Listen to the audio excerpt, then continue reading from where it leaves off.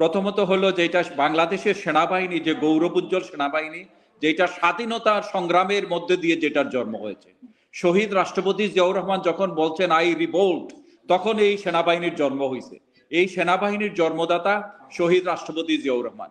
এবং একটা সুন্দর আধুনিক বাংলাদেশের এই সেনাবাহিনী সারা পৃথিবীর মধ্যে একটা চৌকুশ সেনাবাহিনী হিসাবে অল্প সময়ের মধ্যে দাঁড়িয়েছিল।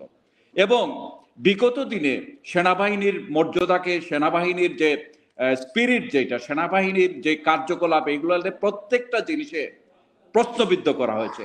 এবং আমার চৌধুরী সাহেব যেটা বলছেন, I two agri 100% about it. এবং এটা যেটা বলছেন যে এই সেনাবাহিনীর দিকে গুম খুন হত্যা করা হয়েছে। এবং আমরা যেটা মনে করি যে এই সেনাবাহিনী কখনো মানুষের বিপক্ষে দাঁড়াতে পারে না। ওভারঅল আমরা লাস্ট ইয়েতে দেখেছি যে মানুষের কাছে ওটা থমকে গেছে। মানে কারা? ওই যে চুর কিছু লোকজন আছে উপরের দিকে, এবং যারা মার্ডারার অনেককে ধরছে এবং আরো অনেককে ধরবে আশা করি। আমি একটা জিনিস এখানে বলতে চাই, ইলিয়াস আলী সাহেব সম্বন্ধে যেটা বলছেন, আমেরিকান এমবেসি যখন যে কোনো জায়গাতেই থাকে, তাদের একটা রাডার আছে 50 মাইল স্কোয়ার, একদম পিং টু পিং ওরা দেখে।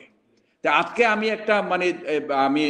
একটা আমার ফরেন অ্যাফেয়ার্সে যখন আমি এগুলা নিয়ে কাজ করতেছিলাম, তখন আমাকে ওনারা নন অফিসিয়ালি আমাকে তখন এই ইঙ্গিতটা দিয়েছিল যে আমেরিকান এমবেসি যদি চায় তাহলে ইলিয়াস আলীকে কে কখন কোথায় উঠিয়ে নিয়ে গেছে তাহলে কিন্তু তারা পুরো বলে দিতে পারবে, এবং এইটা পুরো ভিডিও ক্যাসেটের মধ্যে ওইটা করতে পারবে। তা I have a humble request to Chowdhury সাহেব, because you are working on this. আপনি এই জিনিসটা যদি চেষ্টা করেন তাহলে জাতি কিন্তু একটা ইতিহাসের একটা কি বলো, একটা সাক্ষী, যেটা লৌহ সাক্ষী, এই সাক্ষীর একটা পাবে, আপনার এভিডেন্সের একটা কপি পাবে। এইটা যদি আপনি একটু কাইন্ডলি কাজ করেন। এবং সেনাবাহিনীকে অবশ্যই বাংলাদেশের আজকে দেখেন, শুধু বাংলাদেশ না, আমাদের সেনাবাহিনী আপনারা দুজনে কি সেনাবাহিনীরও সংস্কার চাচ্ছেন নাকি? ডেফিনেটলি সংস্কার বলতে কি, যারা আমরা চাইতেছি পেশাদার সেনাবাহিনী, যেটা আমাদের শহীদ রাষ্ট্রপতি জিয়াউর রহমান যে সেনাবাহিনী সৃষ্টি করেছিলেন। যারা ফয়সাল চৌধুরী, যদি সেনাবাহিনীর আপনার সংস্কার চান, আমাদের করিম চৌধুরী বললেন যে একদম সাস্টেনেবল সংস্কার দরকার। এই সংস্কার কি 6 মাস 1 বছরে সম্ভব? না, এটা শুনেন, এই সংস্কারগুলা শহীদ রাষ্ট্রপতি জিয়াউর রহমান কিভাবে করছিলেন, আমাদের এইগুলা থেকে শিখতে হবে।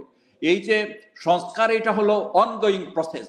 এটা আজকে করে দেব, কালকে করে দেব। ওই যে প্রবাসীদের জন্য লাউঞ্জ বানালাম, এইটা রাষ্ট্রের জন্য সংস্কার হইতে পারে না। রাষ্ট্র মেরামত করতে হলে সেনাবাহিনীর সংস্কার, প্রশাসনের সংস্কার, নির্বাচন কমিশন ফার্স্ট, এইগুলা সরকার, এইগুলা কারা করবে? পলিটিক্যাল পাওয়ার দিয়ে করতে হবে, আপনি করতে পারবেন না। আপনার এখন সংস্কার হলো আপনার নির্বাচনটা কিভাবে আপনি প্রশ্নবিদ্ধ না করে একটা সুষ্ঠু অবাধ নির্বাচন করবেন, এইটা হলো আপনার কাজ। আপনি দেখেন আমাদের তখনকার সময় 91-এ একদম এরশাদ পালিয়ে গেল, এটা তো আমি আপনি সবাই ছিলাম ওই আন্দোলনে। তখন কি হইল? সারা দেশে একটা অরাজকতা, এবং যেখানে যাওয়া যায় দেখা যায় এরশাদের লোকজন। কিন্তু শাহাবুদ্দিন সাহেব আইসা কি করলো? 3 মাসের মধ্যে একটা সুষ্ঠু অবাধ নিরপেক্ষ নির্বাচন দিয়ে সারা পৃথিবীর মধ্যে এই যে নির্বাচনটা এত গ্রহণযোগ্য হইলো, এইটা একটা উদাহরণ আবার বাংলাদেশের জন্য সৃষ্টি হইলো। তাইলে এরা কি সংস্কার করে? এরা আপনার ওই যে প্রবাসী করবে, ওই যে আপনার লাউন্সের, এটা সংস্কার? এদের সংস্কার আমরা হারিয়ে ফেলেছি। কি হলো? আপনার ফোন কোথায় গেল? না, এদের সংস্কারটা একদম আপনি যেভাবে ওদেরকে খাটো করে দেখছেন, এত খাটো করে দেখতেছি না।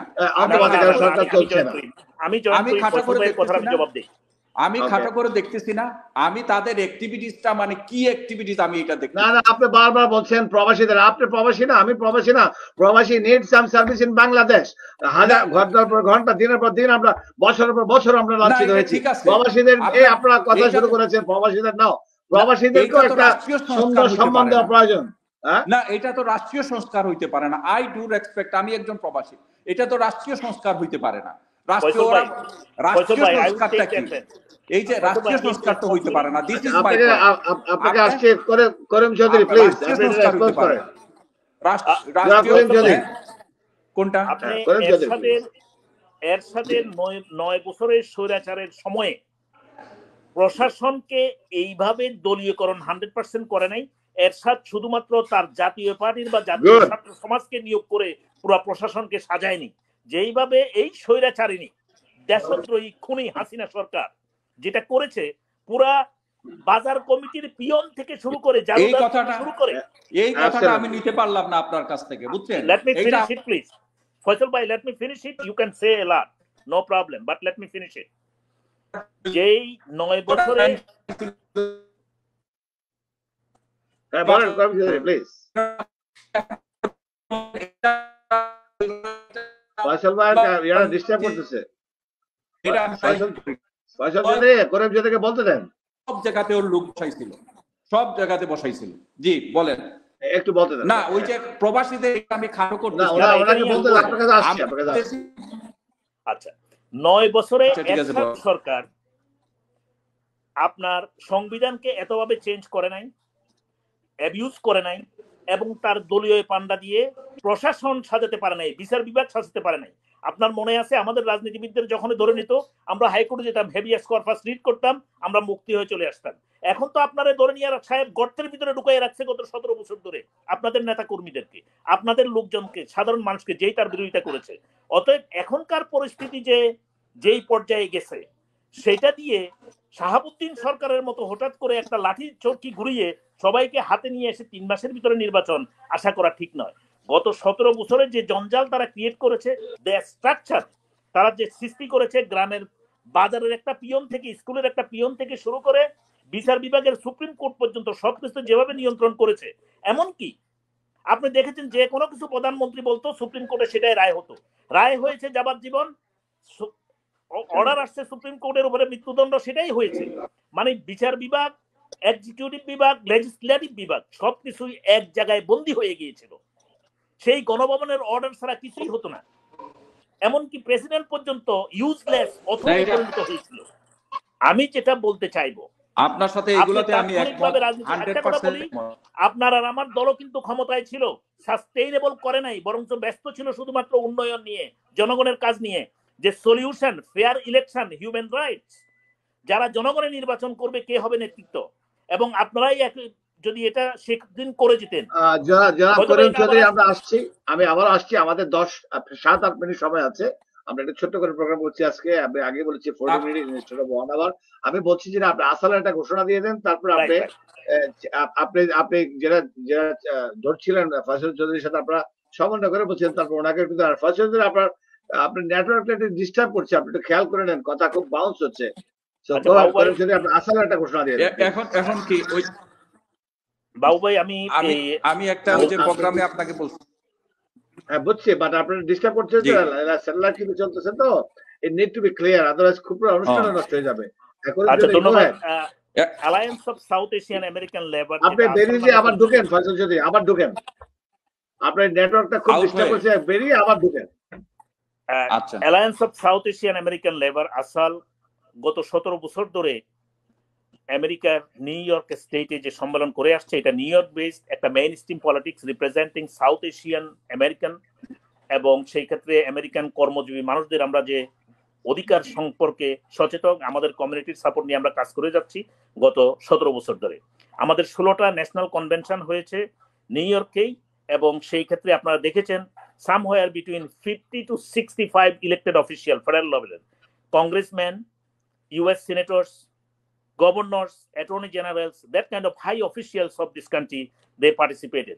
This time, I would like to say thank you and for the outstanding job our convention convener, this time আমাদের 17th annual convention, আমরা সেটা ওয়াশিংটন, আমাদের যে ন্যাশনাল ক্যাপিটাল রিজিয়ন চ্যাপ্টার রয়েছে ওয়াশিংটন ডিসি চ্যাপ্টারের স্পন্সরশিপে আমরা করতেছি ওয়াশিংটন ডিসিতে, এবং বাবুভাই সেটার চেয়ার সেই কনভেনশন কমিটির, এবং সেইখানে উনি আমাদেরকে হোস্ট কমিটি চেয়ার, এবং উনি আসালের সমস্ত চ্যাপ্টারগুলোকে, আপনারা জানেন যে আসালের বর্তমানে 21টা চ্যাপ্টার রয়েছে 10টা স্টেট মিলিয়ে, এবং আমরা সবাই সেখানে যাব। আপনাদেরকে আমন্ত্রণ জানাচ্ছি ডিসেম্বরের 13 তারিখ, 14 তারিখ, শুক্রবার এবং শনিবার, hotel Sheraton, Pentagon city, just পেন্টাগনের অপোজিটেই সেখানে হবে ইনশাআল্লাহ।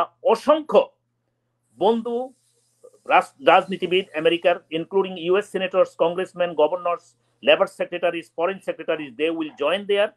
I invite you all to join. And আমাদের হোটেল বুকিং এর লাস্ট টাইম হলো যাই আমার মনে হয় 15 তারিখ পর্যন্ত, তা আপ টু 20 পর্যন্ত আপনার হোটেল বুকিং ডিসকাউন্টেড রেটে more than 50% discount. Thank you Sarabat Hossain babu for that kind of deal. And আপনারা জয়েন করবেন সপরিবারে। It will be a big gathering and big thing. People will talk. US senators and congressmen, leaders will talk what we have done, what they have contributed to this revolution in Bangladesh. It was not just happen in Bangladesh. It was a lot of international contribution as well. So I would like to invite everyone, all the South Asian, if you can, please join us. Join us on December 13, Friday night, and December 14, Saturday. Thank you all.